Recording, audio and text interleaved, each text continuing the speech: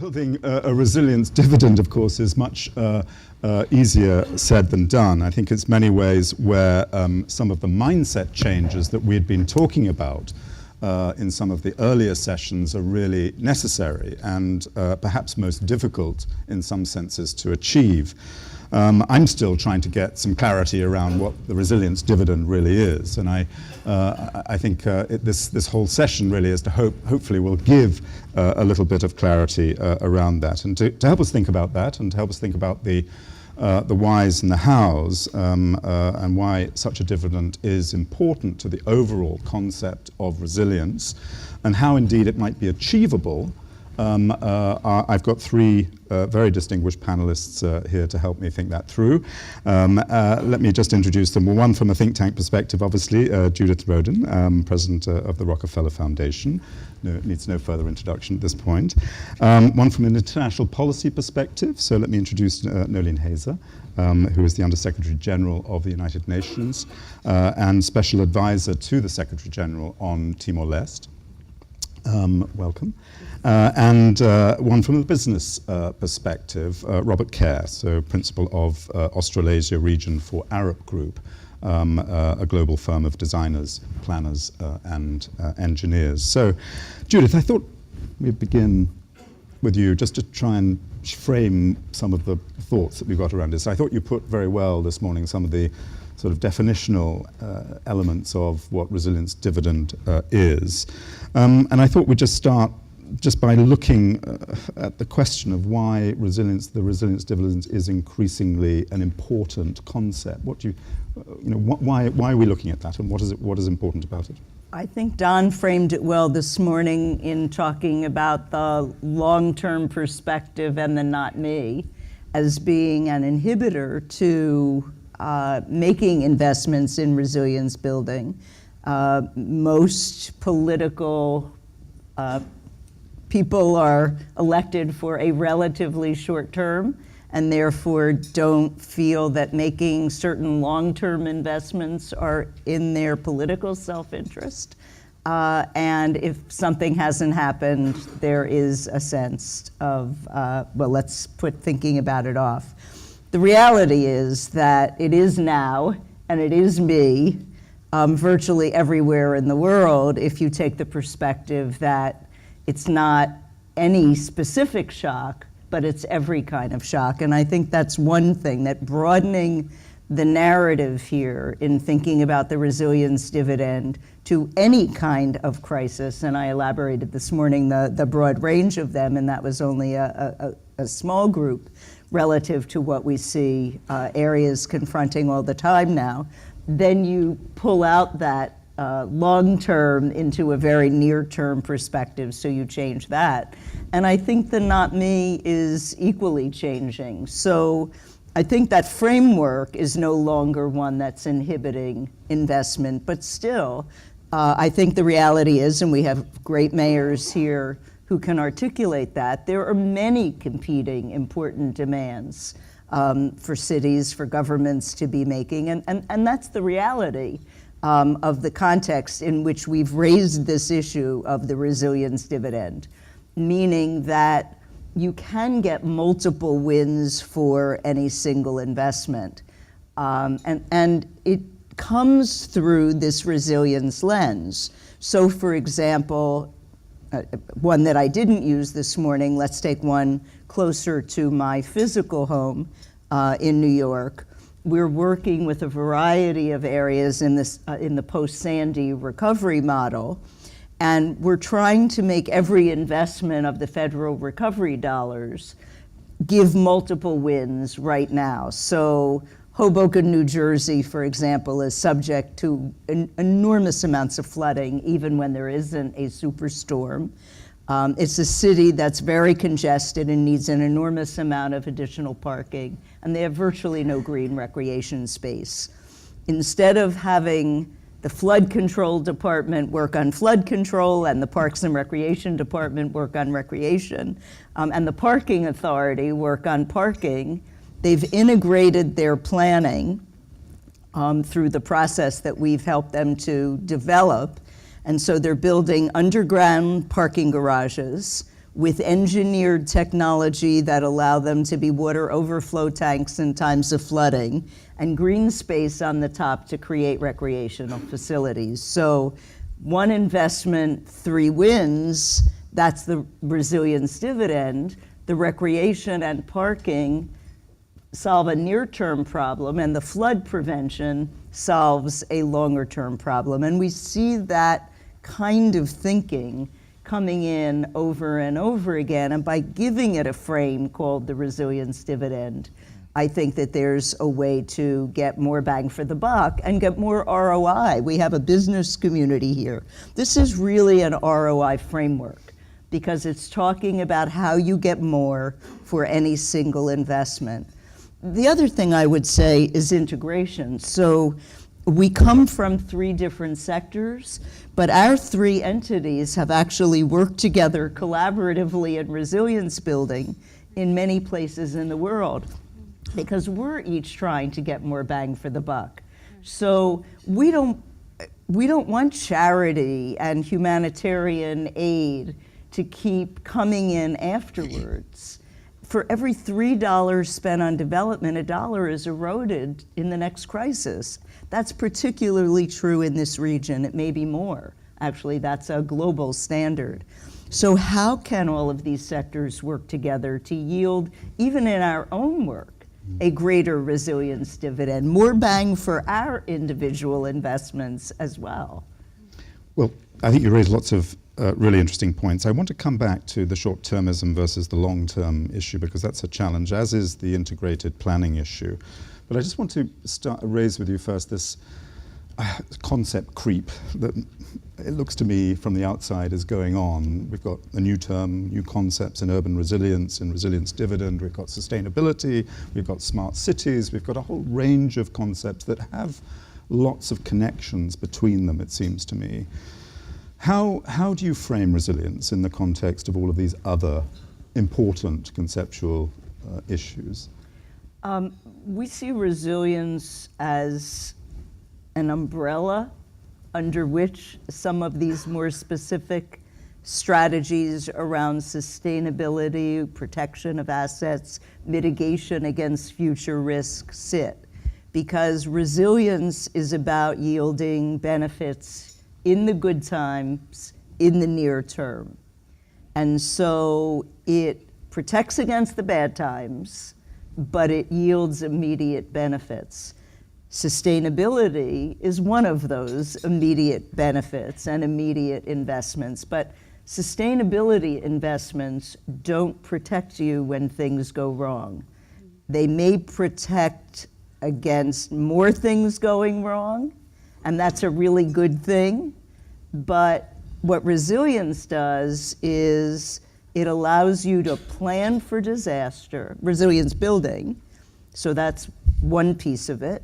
It allows you to rebound more effectively if something does hit, and it allows you to adapt and grow, to revitalize in the face of this kind of planning, so that you're not just building the next normal, you're really aggregating those investments. And that's why we see it as a broader and potentially a concept that's more amenable to the time horizon that political leaders and business leaders often need to have, and we respect that need. So we're lucky as a foundation. We don't have the next election cycle, we don't have the next quarterly earnings, so we can take a longer term, and yet we've shortened our time horizon to be respectful of and consistent with the shorter term time horizons that the cooperating entities have, because we think that's the reality in which we should be working too.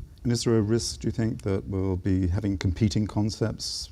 No, I think... Are you managing to work together with We are. Some of the We are. We're working with sustainability efforts. As I said, we're working closely with the C40 and with others. We see, for example, efforts at reducing deforestation to be a huge resilience building effort. That's absolutely critical. We are working on oceans and water for exactly the same reason. If we don't have resilient ecosystems, everything else goes tilt. So Judith, I have to make sure I invite you to the World Ocean Please. Summit coming up next year. Nolene, if I could just turn to you. Your leadership work in the United Nations has, I think, had a ring of resilience around it, if I might put it that way, even if you don't necessarily, as I mentioned right at the very beginning, always use that term. How is resilience thinking affecting the sort of thinking around development policy at the United Nations? Okay. Well, I have to say that the moment I came to take charge of the Economic and Social Commission, the framing of the development work was indeed based on resilience. I, in fact, cast it as building a more resilient Asia-Pacific, but one that was founded on social equity, on shared prosperity, and on sustainability. But let me say that currently, Asia is the worst affected, we've heard this earlier, is the worst affected region in terms of the new normal of exposure to risks. And in terms of figures, we are 4 times more exposed to disruptions than someone living in even Africa, 25 times more than someone living in Europe and in the United States. And therefore, development gains, all the work of the Asian miracle can be wiped off unless we actually put in place a resilience framework and shift it from the periphery to the center of development planning. Now, I thought that because we were asked to look at some of the innovations, and just 2 hours by flight from Singapore, there were 2 huge disasters just about 10 years ago. In fact, in about 3 weeks' time, we will be celebrating the 10th anniversary of the Indian Ocean tsunami. So maybe let me start with that, because I thought that what happened, it was an unprecedented disaster, hitting 14 countries. The worst hit was Indonesia, it was Aceh, and there, 750,000 people lost their livelihoods. 500,000 people lost their homes, and 120,000 people died. It was a total disaster. But because of the enlightened leadership of Pak Kun, of the president of Indonesia, they used that historic disaster to bring about a historic transformation and a historic innovation. So let me touch a little bit about that, because I thought that there are lessons that we can learn from there. The president of Indonesia decided that what needed to happen in order to build resilience was to build peace and to end once and for all the 30-year-old conflict, because it was a war, because there was no way in which you could have resilience built in a conflict-affected country. So that was one. Pak Kun talked about the transformation of institutions. And it was not just the institution. What was interesting with Pak Kun's case was not just the institution in Aceh itself, but the whole of Indonesia. It was the governance. It was actually the transformation of a governance system based on greater transparency, more effective delivery of services, and more accountability to the communities. And then but all this was brought within a much larger framework where the development actors and the humanitarian actors came together. And because it was a conflict-affected country, it was the social fabric was torn. So how do you build trust? How do you rebuild the social networks? How do you rebuild the agency of people who have suffered so much in terms of conflict? So a lot of work went not just to the recovery of the physical infrastructure, but it was the repairing of the social infrastructure as well. But I thought that the one thing I was very interested in, Pak Kun, was what you did from the gender perspective. And of course, I was, besides being the head of ESCAP, I was also the executive director of the United Nations Development Fund for Women. And this, of course, caught my attention. Of course, during the tsunami, for every man that died, 4 women died. There were lots of widows, there were orphans, and so on. And there was no way in which you're going to reconstruct your country without looking at what I call the structural vulnerabilities and the inequalities that existed.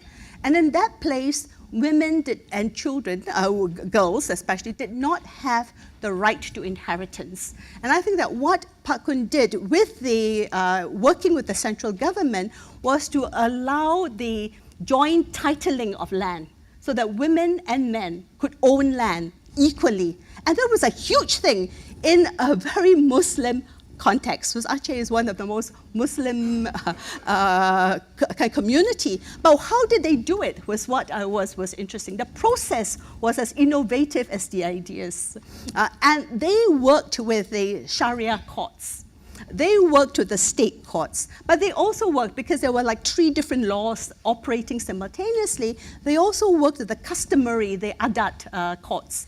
And therefore, but besides getting the buy-in, the Sharia courts and the adat courts actually were the ones who designed the messages and had a road show to all the communities. So that, I thought, was a transformation of a very deep kind. One more example, maybe away from Aceh a little bit, but to the time when I was in charge of both security and safety, as well as of being coordinating the work of the United Nations at the time of the Thai floods in 2011. The water was just coming from everywhere. The reservoirs were filled to the north. The ocean surges were coming from the south. The Bangkok klongs were overflowing, and the drainage system was a total disaster, if I may say so. So things couldn't move. And then many of my colleagues, I had 2,500 staff from the whole UN to take charge of. Many of my colleagues, their houses up to the 2nd level were flooded. And then, meanwhile, the Prime Minister had just come in, and she set up this coordinating center called FOG. And it wasn't FOG. I mean, it was not very clear. And it was very difficult in terms of the coordination. So eventually, I went there and really had a long discussion with her. And what she said was that we have a problem, and we are about to flood the whole of Bangkok. But the whole of Bangkok meant flooding the economic backbone of not just Bangkok, but of the whole country. And it would have been a disaster. In fact, we were all told how much water level was going to come in, and this and that, and everybody had bags. So those who live in Bangkok knew that we were just protecting ourselves. But then I realized, when talking to her, that there was something that was missing, that this coordination, that what was needed was the information. They had satellite data, but that came 8 hours too late. They could not link it with the flood surges. They could not link it with the rainfall that was coming. They didn't know how to release the water. And yet there were political problems in the north, because many of the communities felt that the floodwaters were not being released to save the wealthy in Bangkok. Eventually, as the United Nations, we were able to coordinate with Central Asia all the private sector, satellite systems, everything, and we were able to give them near real data. And then this technology was able to help them, and I had teams on the ground that were able to link this data with the flood calculations, with the flood searches, and so on. And eventually, Bangkok was not flooded at all. And that actually saved the whole situation. And of course, what happened was that this was a major issue, largely because of the supply chains and so on. And I just want to end with one more thing. And this, the question that you asked us to reflect on was, how do you share the benefits of dividends? I think that if we really genuinely want to share the benefits of dividend, we need to take into account one major concern, and that is vulnerability. I mean, all our cities, very few are like Singapore, right? All our cities have what I call an urban risk divide. Because there are people who work in the informal sector, there are 1 billion people working in the casual informal sector, there are people who are living in slums, there are 1.7 billion people without access to sanitation and so on. And therefore, that this is absolutely critical that we take this into account, because different people will have different exposure to risks, and we need to understand what in fact are the constraints, what are the structural vulnerabilities that they face, how do we remove them, and what are the opportunities for change. I say this was coming back again to a gender perspective. New Delhi, because of the bad transportation, violence against women, and the horrible rape that led to the international outrage of this young woman, 23-year-old nurse, was a major outrage. But she was raped when she was trying to take a bus home after going out to see a show. Recently, 2 young women were hung and raped and hung when they had to ease themselves in the middle of the night because they didn't have sanitation. So I think the whole issue of how do we actually build in safety and security of communities, especially of women, and try to actually change the norms and standards on gender equality as part of the resilience agenda would be critical. Nolene, thank you very, very much. I mean, that's a lot of things to think about. But I just... before I come to Robert, I just want to come back to one of the issues there, and I wonder, Judith, if I could just sort of throw this back to you, and that is, of course, I mean, you're talking about largely is about disasters and about the response to disasters. Yes. We have from Aceh a fantastic example of a peace dividend coming out of this process, of a governance dividend coming out of it.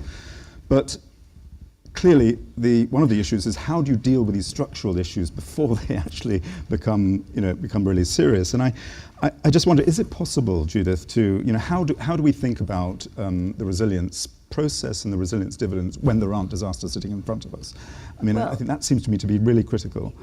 You've raised a critical point. So let's stipulate a crisis is a terrible thing to waste. Yeah. And if there is a crisis, how you rebuild and what you do in that context is a very, very important feature of building resilience. And if you take as a given that there will be more and more crises, more and more places are going to have to rebuild more effectively. Yeah. What we want, the reason we want to move this forward in time, in planning, is that the data show that you often don't rebound as effectively when you try to rebuild if you're less resilient. So it is clearly protective in a preventive and prophylactic way. I don't think the question is if. Look at 100 resilient cities as one microcosm. We have now 800 cities around the world in these 2 cycles who applied. That means 800 mayors wrote largely strong letters of support, whether or not they did the applications, and often they didn't. And they had to really start thinking. We got an amazing 6-page letter from the mayor of Boston, who is a new mayor after a mayor that had been there 20 years. And he's in his 5th month. And he said, just getting my whole team together to apply and think through the questions that you asked us, you don't have to choose us. It has fundamentally changed the way we are going to operate government. Rio was mentioned this morning. Mayor Pace actually has made his CRO the chief operating officer of Rio, because going through this process, he realized that with all of the development money they have and all of the infrastructure money coming in for the World Games and the World Cup and the Olympics, if they didn't integrate it and get it right, it was a terrible moment for them. It was a moment that they would really regret for the next 50 years. So there often are non-crisis impetus reasons why places are beginning to think this way. We think it's actually an advantage that it's a time of diminished financial resources. Many of the mayors talked about this. There's so much local innovation going on. And they A, are innovating, and B, they really are thinking about how to get more for each investment. If money was flowing in, if money was no object, you do one thing here and you do one thing there and it wouldn't matter. But this is all about leverage in times of more scarce resources. And this is a complete leverage play, building resilience. It really is. I think it's a very good point. Are we taking this set of circumstances we find ourselves now as an opportunity? And I think that certainly some are, but many aren't. And I think that's where we need to look at that. But Robert, let me come to you. Let me come to the business perspective a little bit around this, because I think it's important. You've been on a journey, haven't you, yourself? You've started talking about resilience, thinking about how, particularly your disaster recovery was really your focus around resilience. And now you're thinking in broader ways about how resilience can be built into systems that you're working on, but also to your business as well. Can you tell us a little bit about how you've been on that journey and where you're going? Thank you, Charles, and it's great to be here, and thank you for Rockefeller Foundation putting this on. Our work in recovery after disasters goes back a long way, whether it be individuals who work through NGOs in their, in quote, spare time, or whether it's corporately. And it's interesting listening to Nolene talk about events that happened 10 years ago, and very much from the point of view of individuals, and indeed myself. I was chairing an organisation called Red R in Australia, and which is involved in recovery after disasters.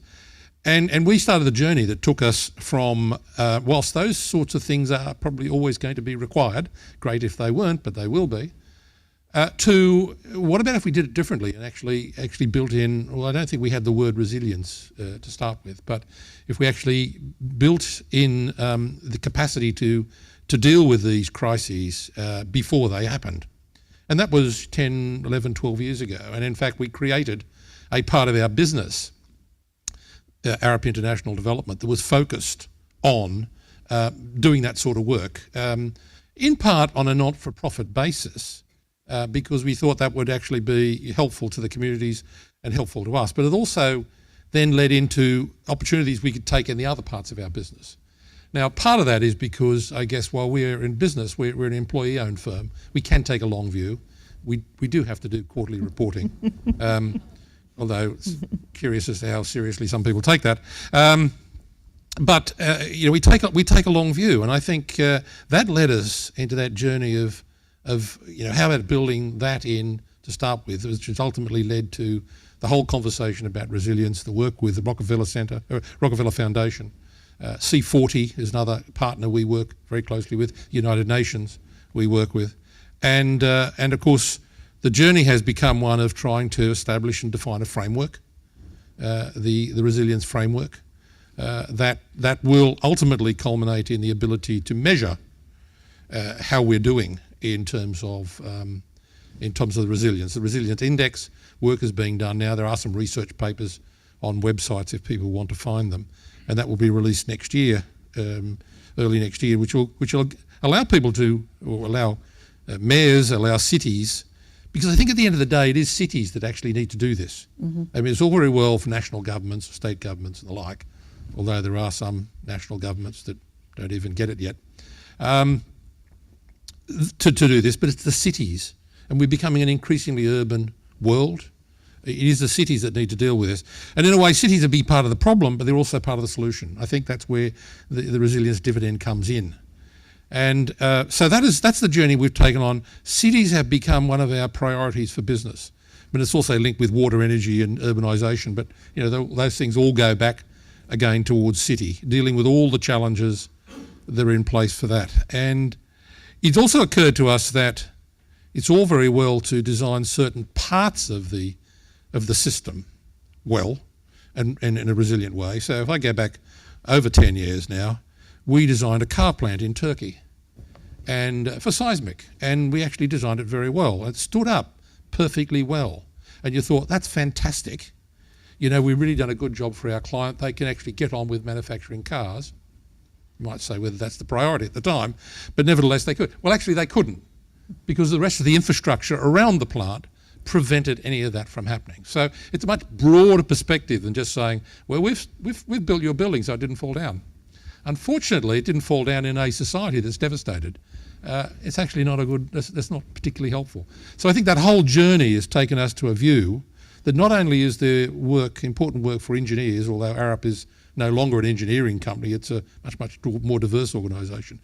There's plenty of work for us to be doing in this area, but it's also good for our clients and it's good for society. Might I suggest that Australia might be one of those governments you're talking about that's taking a step backwards? I couldn't possibly comment at the climate media, change could I? particularly.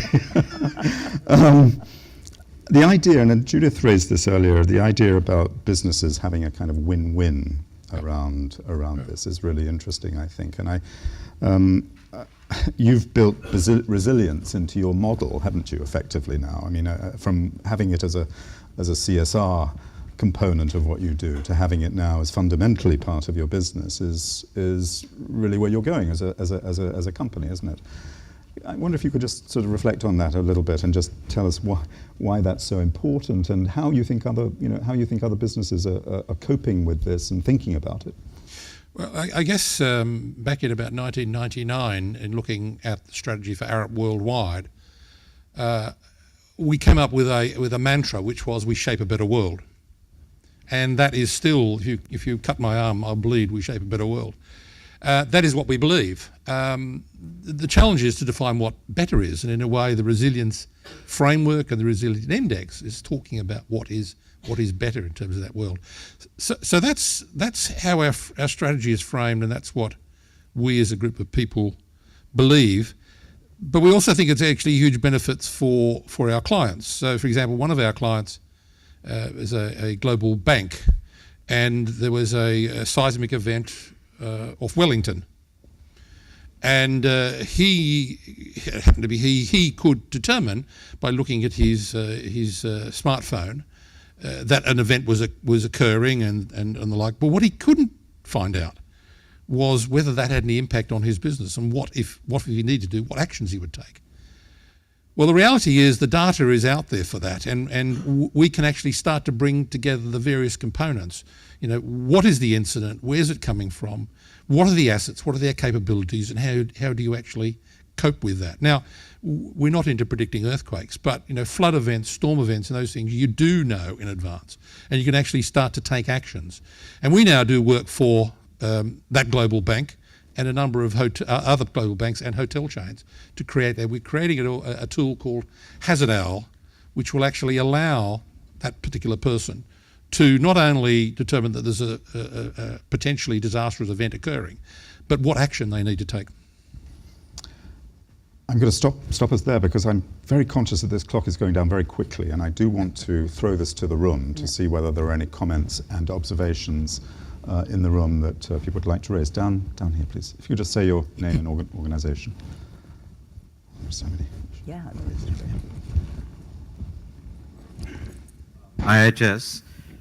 I'm going to be mildly provocative. My own sense is that when we're talking about operationalizing the resilience dividend, it's about busting silos between three critical things: climate change and stuff around that, disaster risk reduction, and good development and sustainable infrastructure. And they have to be busted all the way down from global level, through national level, and right down to cities. And the reason I'm saying that is, I'll give you a few numbers. The world economy is growing at slightly under 3%. If you believe Stern, about 1% of the growth has to go to deal with climate. So you've got a headroom of 2%. If you look at the annual average losses over a 100-year period, I'm doing this for you and ICCCRN, somewhere between 0.75 to 1.25% of global growth will have to go to deal with just recovery if you integrate everything, which means that you have headroom of about 0.5 to 0.75% of the global economy in terms of growth. That is not enough to deal with the critical questions of development: poverty, educational, healthcare. So what the resilience dividend can do is, if you're able to reduce that risk of dealing with climate and disaster risk from 2.5 to 1.5%, you have 1% of global output, $500 billion, which can then become the discretionary expenditure to deal with the sustainable development goals. And I think that is a real opportunity that we have in the next year, because we have all those 4 conferences to deal with. Sendai, this climate summit, the Paris COP, and the most important one which people are really not got the eye on, the meeting in Addis, which will develop the overall financing framework. So if we're able to get the numbers down on that and look at how the busting can actually take place, and we have a new way of trying to look at how the resourcing will actually flow. I agree with that. The only thing I would add, and that's a comment, so I know it's not a question, so I just want to be additive to your very good comment, is the IMF recent report issued on infrastructure in October showed investment in infrastructure stimulates economic growth, and we all know the numbers, but they had very good data and hard data on that fact. There are resilient ways to build infrastructure, and there are non-resilient ways to build infrastructure. Yes, exactly. And so if we are going to make those investments and stimulate growth, taking this framework makes you think about building more resilient infrastructure. That's one piece. The second piece for growth is there clearly are new goods and services. So you've just seen a case study of a business evolving and changing itself from a simple engineering firm to a consulting company to a data analytics company because they are responding by evolving new goods and services to the needs they're seeing out there. We are seeing that over and over again as new companies develop around these needs, new jobs are created. So I think it is a potential engine of growth as well if you start taking this framework. And I would also come in by saying that actually Asia is a very good example of the rethinking of growth strategies and looking for new drivers of growth in new ways. And this was actually in response to the 2008 financial crisis, when Asia couldn't trade its way out of the crisis, but had to finance its way out of the crisis. So what did it do with all these stimulus packages and so on? It actually came in with a new framework that looked at regional integration. So rather than a country-to-country approach, it looked at building corridors of connectivity, looking at regional connectivity. What does it mean? Not just the hardware of connectivity, but the software of it. And then it looked at how do you create a more unified market. So a more, how do you produce higher aggregate demand? But by having to create a higher aggregate demand, it meant that they had to deal with issues of inequality and poverty reduction in order to bring new consumers into the market.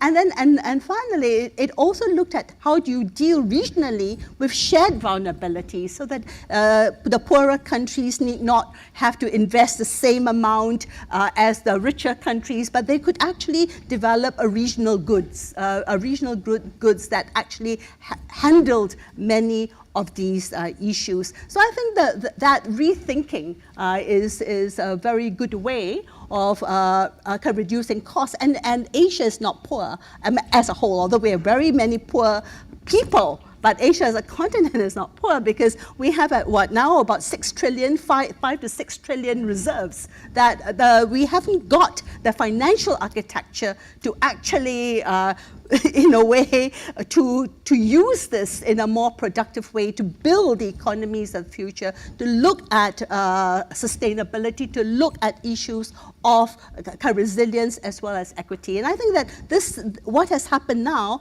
is a rethinking, a major rethinking, and therefore if we can pull in many of these concepts and strategies and move them from the periphery to the center, it will help a lot in terms of development journey towards a more sustainable future. Let me come to the floor for more thoughts and questions. Sami, down there. Thank you. Samah Wahba from the World Bank. I have 3 points. I wanted to build on Dr. Roden's work on the resilience dividend. I think it's great work. I think it has really set the stage for why is it important to invest in resilience. And I think for evidence as to the penetration of this concept or this thinking is suffice to say the number of applicants for the 67 I guess resilient cities to date. Now, going to the next step, and it's just a bit of anticipation since this is an area in which we're working together with the Rockefeller Foundation on, is to think for me about three different points. One, which is as far as the climate dimension is concerned, is the need to integrate basically the mitigation and the adaptation together. So as we are talking to a mayor, again, with a 4-year term about what it would mean to do the investments needed to mitigate the possible occurrence of a 4-degree world, we're talking about something that stretches far beyond their administration, but we also know that decades of development will be rolled back in terms of progress if we don't do anything to avoid the prospects of a 4-degree world. So I think, for evidence, those who have not read the Stefan Hallegat paper in Nature, that's the one that basically suggests that we're headed towards, on constant dollars, to $60 billion of investments in adaptation to maintain the same level of protection that our cities have today, when today the amount is $6 billion. And that's because of the complications of the climate effect of subsidence and sea level rise.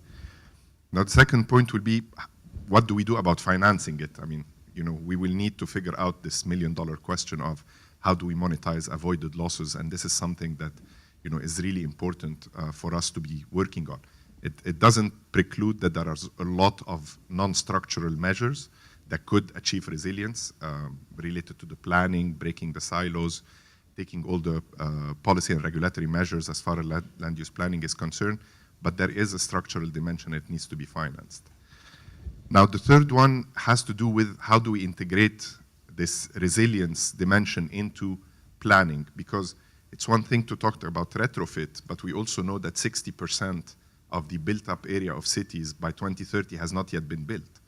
So the decisions, the investment decisions that will happen over the coming 15 years will basically determine a major lock-in that our cities will face. And here I would like to highlight Africa, whereas East Asia is the challenge today in terms of the cities and the exposures that they have for risk. The urbanization process that Africa is going through right now at less than $1,000 per capita is basically going to be the same process that East Asia has gone through with $3,000 per capita, Korea has gone through with 4,000, and LAC has gone through with a higher amount. So the cities that need to be built today will have to have resilience integrated in its planning process, and I think the sooner that we can mainstream this approach to planning to help create better cities for tomorrow, the better the outcome will be. Thanks. Thank you very much for those comments. I wonder if, yeah, down there, please. Thank you. Yes, there we go, yes. I really have a question.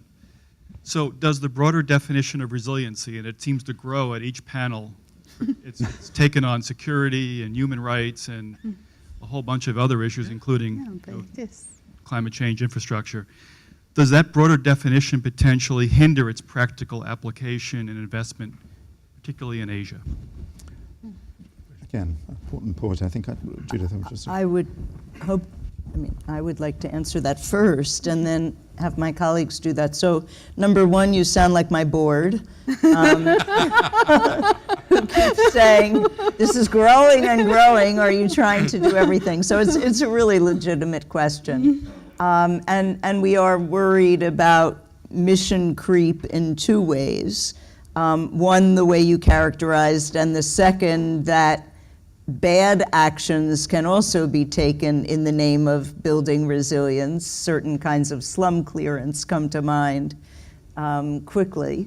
And so it's fraught, as are all big ideas, I think, with those kinds of dangers. The key feature of the first that makes me worry a little less is that the concept as we're trying to actualize it in 100 Resilient Cities is about precisely preparing for any kind of crisis. So and slow burning stressors as well, like inequality and pollution and traffic congestion and the like. And there are the reason I emphasize the fundamental characteristics is that it really, really is important not to be focusing on a specific crisis as you try to build in these adaptive features, because that may limit your capacity. So the mnemonic that I've been using with my team is, this is really about managing the avoidable and avoiding the unmanageable. And if you think about it that way, the fact that it can be anything is no longer quite the problem. In fact, it can be anything. Let me take up come from there as well, and I would add on, but to say that it would mean different things in different contexts.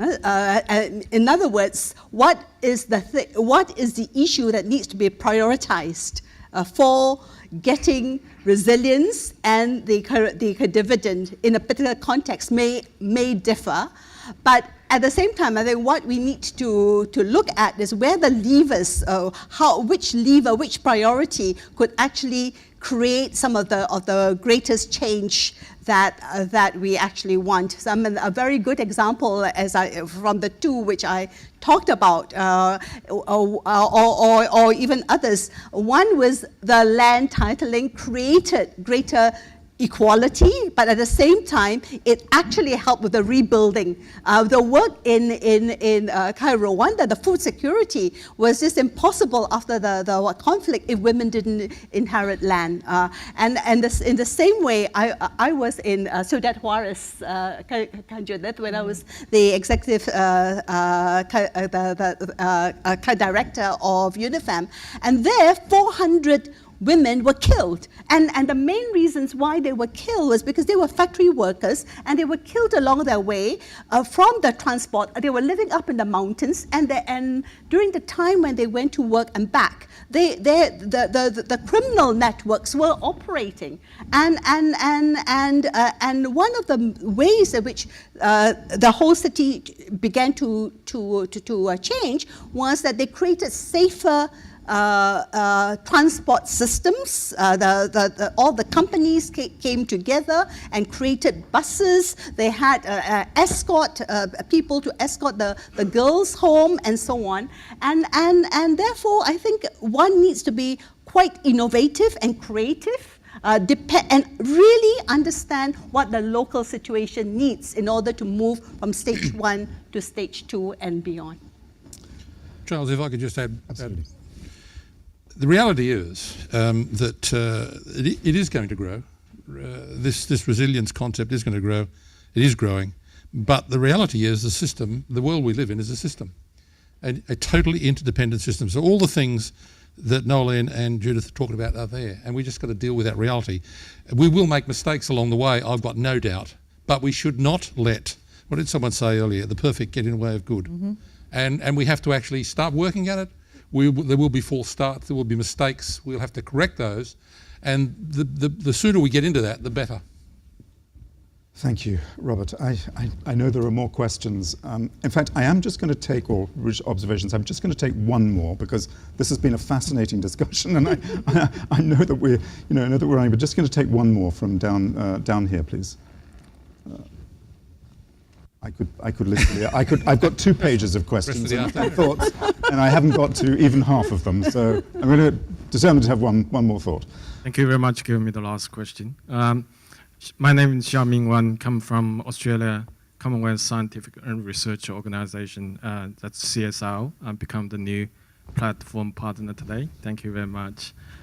Just one question about the resilience issues. I want to throw the question totally on the opposite side. I'm just thinking, the question to you is whether there's a possibility, I call it over-resilient, basically on the 2 aspects. The first aspect is, whether the resilient dividend can really offset the investment you put in one sense. The second aspect is whether actually you over-resilient prevent the creating new norm for the more new opportunity, which actually can create a much more benefit in some sense. This was a question that was raised partly by Don this morning, and there's a sense that, does it prevent?